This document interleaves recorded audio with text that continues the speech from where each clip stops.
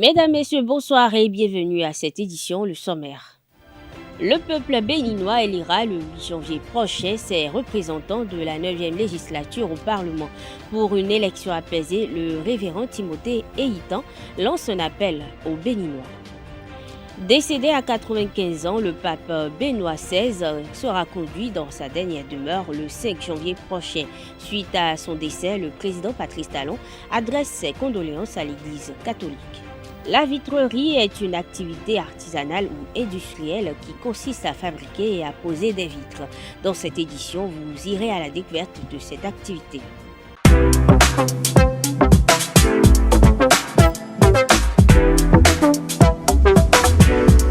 Moi, je suis à ESAE et toi? Moi, je suis en administration des finances à ESAE. Moi, je suis en diplomatie et relations internationales à ESAE. Moi, je suis en journalisme à ESAE. Émission ici, c'est ESAE. Moi, je suis en communication marketing à ESAE. Moi, je suis en droit à ESAE. Moi, je suis en gestion des ressources humaines à ESAE. Moi, je suis en gestion des marchés publics à ESAE. Moi, je suis en administration du travail et de la sécurité sociale à ESAE. Moi, je suis en sciences économiques à ESAE. Moi, je suis en banque finance à ESAE. Moi, je suis en administration générale à ESAE. Moi, je suis en audit et contrôle de gestion à ESAE. Moi, je suis en sciences juridiques à ESAE. Moi, je suis en administration générale et territoriale à ESAE. Moi, je suis en transport logistique à ESAE. Moi, je suis en gestion des projets à ESAE. Rejoignez-moi, c'est la meilleure université. Nous sommes à ESAE. Rejoignez-nous. À ESAE, l'excellence a un nom.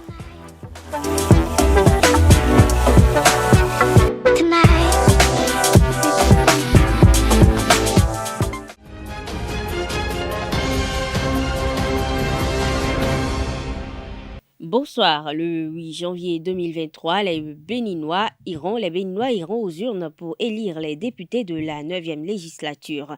À quelques jours de cet événement majeur et à risque, des voix se lèvent pour exhorter tous à la paix.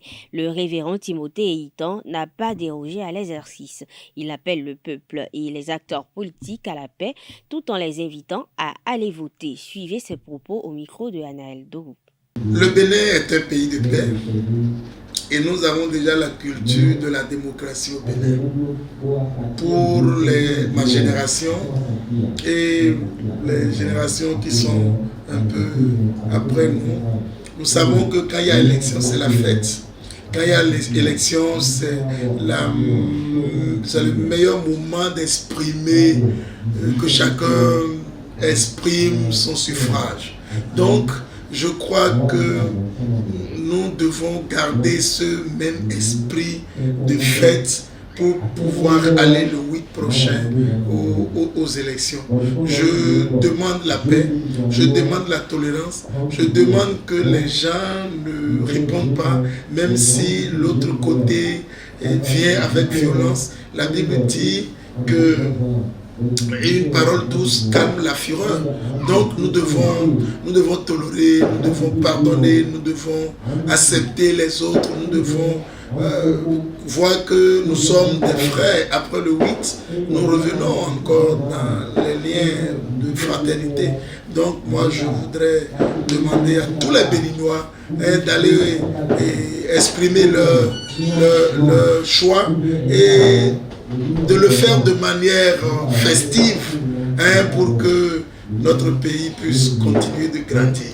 C'est une joie pour tous les chrétiens d'avoir ces occasions. Tous les chrétiens n'ont qu'à aller voter pour ceux qui le peuvent, exprimer leur choix. Le Seigneur aime ces genres de choses. Ce samedi 31 décembre, à l'âge de 95 ans, le pape émérite Benoît XVI est décédé au monastère Mater Ecclesiae où il résidait depuis sa renonciation en 2013. Depuis quelques jours, son état de santé s'était détérioré. Dans l'élément à suivre, nous vous proposons un portrait du souverain pontife. Suivez la réalisation signée Francis Farami. Joseph Aloysius Ratzinger est né le 16 avril 1927 à Mark dans l'État libre de Bavière, en Allemagne de Weimar, et est mort le 31 décembre 2022 au Vatican. Il s'agit d'un prélat et théologien catholique allemand Élu pape le 19 avril 2005 sous le nom de Benoît XVI. En qualité d'évêque de Rome, il est le 265e pape de l'Église catholique ainsi que chef d'État du Vatican jusqu'à sa renonciation en 2013. Pape théologien, Benoît XVI souhaite recentrer l'Église sur les vertus théologales et consacre ses 3 encycliques en 2 d'entre elles, l'espérance et la charité. Sa 3e encyclique est sociale. Il y affirme le lien étroit entre l'intelligence et la charité pour le développement humain intégral en réponse aux défis de l'époque, en particulier économique et écologique. En 2013, après un pontificat de près de 8 ans, il annonce qu'il renonce à ses pouvoirs, ce qui constitue la première renonciation d'un pape depuis celle de Grégoire XII en 1415. Depuis lors, devenu pape émérite, il mène jusqu'à sa mort une vie de silence et de prière, retiré du monastère Mater Ecclesia, dont il ne sort que pour assister à quelques événements importants, notamment à l'invitation de son successeur, le pape François, ou se rendre en 2020 en Bavière auprès de son frère George Alain Mourant. Le pape émérite Benoît XVI est mort à 95 ans dans sa résidence au Vatican. Toujours en ce qui concerne le décès du pape émérite Benoît XVI, le chef de l'État béninois Patrice Talon a exprimé ses condoléances à l'Église catholique. Je me joins aux prières de toute la communauté chrétienne et pleurer pour le repos de son âme, a conclu le chef de l'État du Bénin. La vitrerie est un métier de construction, promoteur immobilier, constructeur et bien d'autres de ce corps de métiers font appel au service d'un vitrier. Mais derrière ces infrastructures en verre se cache un monde parsemé de difficultés de toutes sortes. À travers ce reportage, je vous invite à suivre les difficultés que rencontrent les vitriers. L'élément est signé Francis Farami, Quentin Amoussou. Le vitrier est un professionnel qui est spécialisé dans la pose et la réparation de verre. Au Bénin, cette activité rencontre quelques difficultés, dont la flambée du prix des matières premières. Et les verres, comme on le dit dans notre système, dans notre langue de vitrerie, ça s'appelle les verres, mais en réalité on appelle ça vitre, on appelle ça miroir. Ouais, donc c'est surtout la miroir qui a augmenté de prix. Miroir, surtout la miroir et les verres clairs, ça a augmenté de prix. À quoi je l'ai dit tao, pour une vidéo là, même par exemple, il y a des gens qui ont à quoi les gens doivent bon quand accessoires les biodions, à quoi les jets, accessoires les dit, ils ont sort de choix. Quand c'est les deux côtés nous clients dit, nous avons client c'est comprendre. Donc il y a tellement de quoi pour nous. Sinon, ça 7 000 et 15 000. Cette difficulté complique la relation client-vitrier. Ils prennent mal parce que ce qu'ils faisaient à 5 000, bon, ça s'est augmenté à 8 000, parfois à 9 000 et même parfois à 15 000. Ça s'augmente à une hausse prix où on ne s'attendait même pas. Ouais, donc quand on leur dit ça, ils le prennent mal et on essaie de les expliquer comment ça s'est passé, que ce n'est pas de notre faute. Tout ça s'est passé au niveau de la douane et bon, ils finissent par comprendre. Parce que on a beaucoup de pertes. Nous doivent yon kasi nda ko ni client client kasi ko premier client kala le mi mai ko azwa ni to azwa ne ka ve ko edine client ka fi bo fi fan ni ka suru doni e ba la comprendre. Les vitriers au Bénin disposent d'une association qui peut être le vecteur d'une solution efficace à leurs problèmes. Ce sont nos patrons qui vont créer un groupe de comité qui vont voir l'association et parler avec eux. C'est l'association maintenant qui va voir maintenant les autres qui sont quoi? Les autres, comment il va dire? Ceux qui nous envoient les allures, les matières premières de l'extérieur dans notre pays. Le métier de vitrerie expose les artisans de ce secteur à d'autres dangers.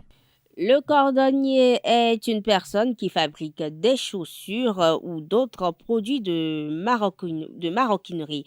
Dans la ville de Cotonou, ce corps de métier est régi par un certain nombre de règles et de codes de conduite. Dans l'élément à suivre, nous vous emmenons dans un univers des cordonniers dans la ville de Cotonou. Le reportage est signé Francis Farami, Quentin Amoussou.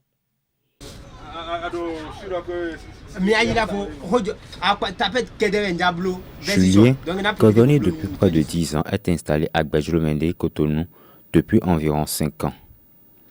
Plusieurs hommes, femmes, étudiants et de tout rang font souvent appel à ses services pour des réparations et la fabrication de chaussures. Comme Julien, d'autres ont embrassé le métier de cordonnier. Mais comment devient-on cordonnier? J'ai été en apprentissage. Ça m'a pris au moins 5 ans pour pouvoir avoir des maîtrises dedans. J'ai appris qu'en France, il doit avoir de BPC d'abord avant de commencer la cordonnerie. Parce qu'il y a fabrication, il y a réparation. Première étape, c'est réparation d'abord. Deuxième étape, c'est fabrication. C'est exactement comment on apprend les autres métiers. S'il te plaît, tu as l'envie de prendre, d'être cordonnier, là, tu vas t'inscrire dans les ateliers, chez les patrons, on te prend et tu commences. Devenir cordonnier implique un certain nombre de prérequis, mais également quelques outils et matériaux. Il y a des normes matérielles, des cols, ciseaux, caoutchouc pour fabriquer des chaussures. Tenaille, pince, cire. On appelle quelque chose bigonne. C'est ça, on appelle ça bigonne en anglais. En français, on appelle ça pied de fer. Pied de fer. Vous avez compris? Il y a ça aussi. Donc il y a plusieurs tournevis, des petits matériaux, quoi. Oui. Et surtout ça là, ça c'est le dieu de la cordonnerie. Sans ça, tu ne peux rien faire. Tu ne peux pas fabriquer. Vous avez compris? C'est notre dieu. Il y a plusieurs pointures. Il y a 42, 43, 44, 45, 46. Si on rentre dans les petites chaussures, dans les petites formes, il y a aussi 31, 44, 31, 35, 36, 37. Ça se vend. Dans ce métier, certaines situations constituent des handicaps. Il peut arriver, le client va venir commander une chaussure. Il va te dire, Jésus, telle couleur. Maintenant, tu es parti sur le marché, tu n'as pas trouvé la couleur. C'est là qu'il y a un peu de difficulté. Parfois, si tu n'as pas vite fait, et si tu as donné pour un début à client par exemple, ça peut t'amener les difficultés au moins. Julien, Honora, Rogatien et plusieurs autres cordonniers bénéficient d'un environnement de travail un peu plus favorable grâce à une association. Notre association, on appelle ça ACE. ACE, Association des cordonniers du Bénin. Enayon. Voilà. Donc, entre nous, ça se comprend bien. Nous avons même tenté à faire des boutiques témoins dans les carrefours, mais on a essayé de faire le projet, ça n'a pas encore marché. On fait des choses de coopération, on fabrique des chaussures. Tu amènes ça dans ton atelier, tu exposes. Ça dépend le prix que tu vas vendre ça. Tu vends ça, tu remets avec les bénéfices et tout ça là. Ça, c'est pour l'association. Depuis plusieurs années, le métier de cordonnier est de plus en plus répandu. À cet effet, une école spécialisée dans le domaine a vu le jour il y a quelques mois. Le condensé des actualités en Afrique du Sud, au Mozambique, en Colombie et en Corée du Sud constitue la page internationale de ce mardi. Suivez, c'est une compilation de Nasserine Fatoumbi. En ce début d'année, l'Afrique du Sud prend la tête de la présidence tournante des BRICS, le groupe des pays émergents rassemblant également la Chine. De loin, la plus puissante, la Russie et l'Inde se voient comme un possible contre-pouvoir du G20. L'Afrique du Sud devra aussi, au cours de sa présidence, gérer la question plus globale de l'élargissement du groupe et de l'incorporation de potentiels nouveaux membres. Selon les autorités sud-africaines, le prochain sommet devrait se tenir en présentiel dans le pays en août prochain. Restons toujours en Afrique. Depuis ce 1er janvier, le Mozambique dispose d'un siège comme membre non permanent du Conseil de sécurité des Nations Unies pour la première fois. Élu en juin, le Mozambique remplace ainsi le Kenya à la table de la plus haute institution des Nations Unies. Son président, Philippe Nyusi, a annoncé qu'il ferait de la demande de 2 sièges permanents pour l'Afrique une priorité du mandat Mozambique. Le gouvernement colombien a conclu un cessez-le-feu de 6 mois avec les 5 principaux groupes armés opérant dans le pays. La guérilla de l'armée de libération nationale, les dissidents des FARC et des gangs de trafiquants de drogue. En novembre 2022, des négociations ont été relancées avec l'armée de libération nationale, dernière guérilla constituée comme telle encore active en Colombie Colombie, alors que les FARC ont signé un accord de paix en 2016. La Corée du Nord a débuté l'année de la même façon qu'elle avait terminé, un tir missile balistique et des déclarations offensives. Kim Jong-un a appelé à augmenter de façon exponentielle l'arsenal nucléaire du pays pour faire face à la menace que représentent les États-Unis et la Corée du Sud, qualifiés d'ennemis incontestables. En plus de l'arsenal nucléaire du pays, le dirigeant nord-coréen a annoncé le développement d'un nouveau missile balistique intercontinental capable de frappe nucléaire rapide. Aussitôt après son élection, le nouveau bureau de la Fédération béninoise de karaté-do, avec la confirmation du président Rokamel Kenom, a organisé sa première phase finale du championnat national, une édition satisfaisante qui a connu son épilogue le vendredi dernier avec le sacre au classement général de la Ligue Atlantique Littorale. Le reportage est signé Colombe Oussou. Clap de fin sur l'édition 2022 du championnat national de karaté-do. Venus de plusieurs régions du pays, plus d'une cinquantaine de karatékas ont pris d'assaut la maison des bâtisseurs de l'Ordre national des architectes d'Apapa. Repartis selon leur discipline et regroupés, plusieurs catégories d'athlètes se sont mesurées en kata et en kumité selon leur discipline de formation.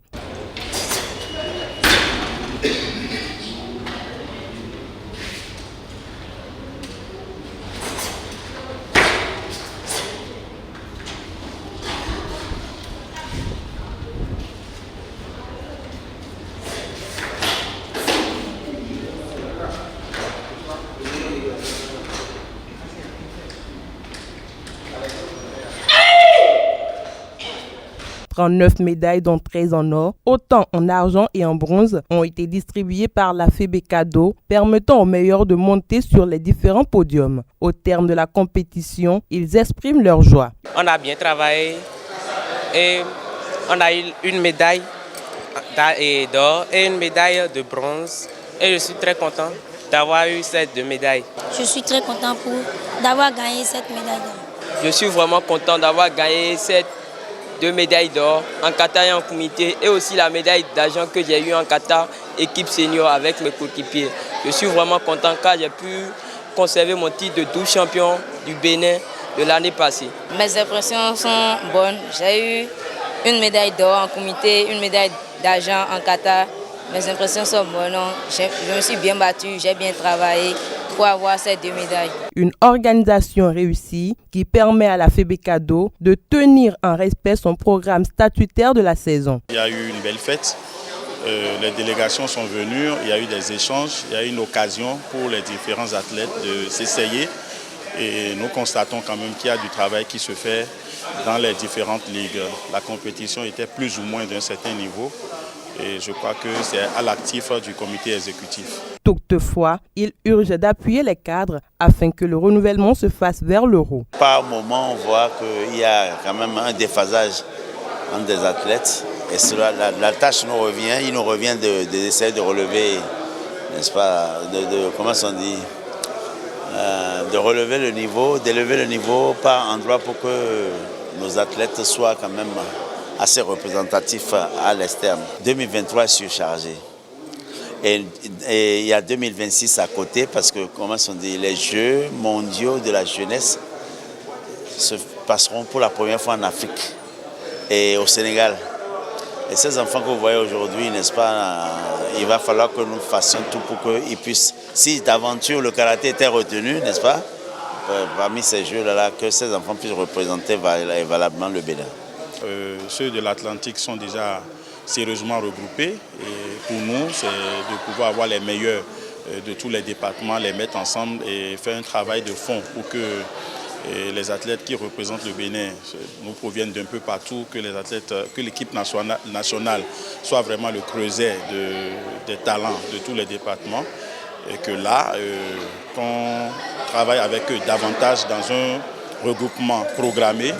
Et il y a un programme au niveau du comité technique, sinon de la direction technique nationale, et pour que le travail soit beaucoup plus à fond, parce que ce qui nous attend à l'extérieur est beaucoup plus sérieux. Et Nous le savons bien et donc le programme sera connu, le programme sera publié et tous les autres coachs, tous les autres départements seront avertis et quand on va faire l'appel de ces différents athlètes qui ont été détectés, ils pourront travailler pour pouvoir représenter le Bénin dans les différentes compétitions internationales.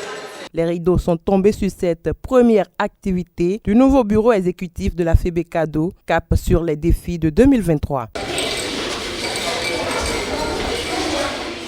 Mesdames, Messieurs, nous sommes à la fin de cette édition. Merci de votre attention. Bonne soirée à toutes et à tous et à très bientôt.